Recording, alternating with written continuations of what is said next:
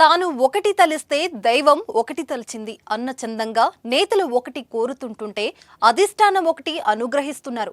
ఇదంతా ఎందుకంటే ఏపీలో ఎన్నికల హడావుడి కాకరేపుతుంది. సిట్టింగ్ ఎమ్మెల్యేలకు కూడా సీటు అక్కడ ఉంటుందో లేదో అన్న అనుమానం వైసీపీ వనంలో గుబులు రేపుతుంది.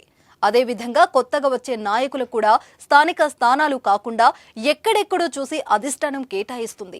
ఆ వివరాలేంటో చూద్దాం. అత్యాధునికమైన టెక్నాలజీతో ఫెర్టిలిటీ ట్రీట్మెంట్ అందిస్తోంది మెడిసి ఐవీఎఫ్.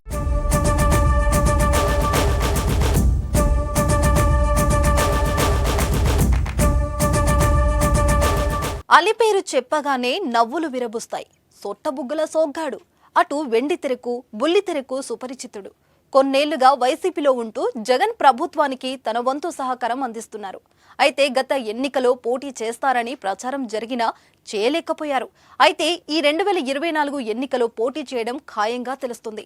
అటువంటి సంకేతాలు బాగా కనిపిస్తున్నాయి, వినిపిస్తున్నాయి. అయితే అలీ సొంత గడ్డ రాజమండ్రి నుంచి పోటీ చేస్తారా, లేక గుంటూరు నుంచి పోటీ చేస్తారా, లేదా ముస్లిం మైనారిటీలు ఎక్కువగా ఉండే కర్నూలు, నంద్యాల నుంచి పోటీ చేస్తారా అని పొలిటికల్ గా చర్చ జరిగింది.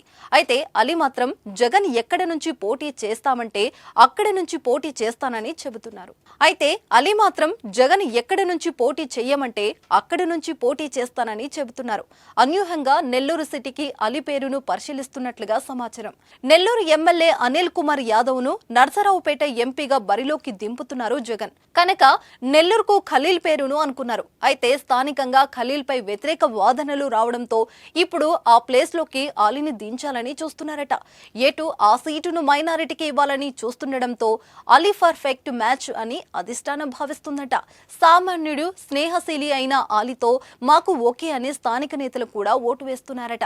మైనారిటీ ఓట్ల ప్రభావం కూడా ఉన్న నెల్లూరు సిటీ నుంచి అలీ విజయం ఈజీ అని ఎనలిస్టులు అంచనా వేస్తున్నారట. అన్ని అనుకూలిస్తే సింహపూరి నుంచి అలీ రంగంలోకి దిగడం ఖాయంగా తెలుస్తుంది. మరి అలీ నామినేషన్ వేసేది నెల్లూరు నుంచేనా? Wait and see.